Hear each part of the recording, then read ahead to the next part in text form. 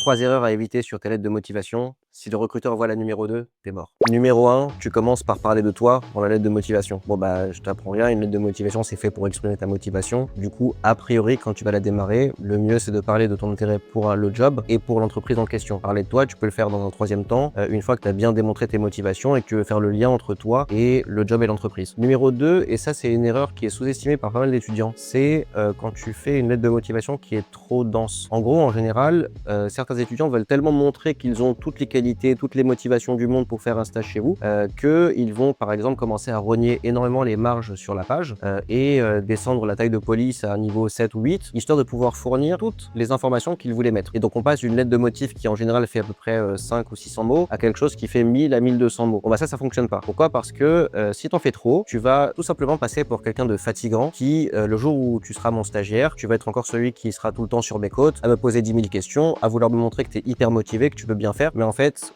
parfois, juste, tu me fatigues. Numéro 3, faire une liste de qualités. Sur la partie où tu vas parler de toi, où tu vas te vendre un peu, c'est très tentant de faire une liste de qualités, de compétences que tu as pu développer par le passé. Et donc, en général, les étudiants, ils vont en lister 7, 8, voire même 10, en parlant de capacité analytique, de teamworking, de rigueur, pas mal de choses. Mais en fait, les listes, personne ne s'en rappelle. Moi, je préfère largement que tu choisisses 3 qualités tout à fait en lien avec le job que tu vises et que pour chacune des qualités, tu la développes en expliquant que tu l'as développée dans tel contexte, en faisant tel genre de tâches. Là, à ce moment-là, les gens vont pouvoir visualiser comment tu as pu développer ces qualités ou ces compétences et ils te croiront. Si tu me fais une liste de 10 qualités les unes à la suite des autres, non seulement je vais les oublier, mais en plus je te croirai pas.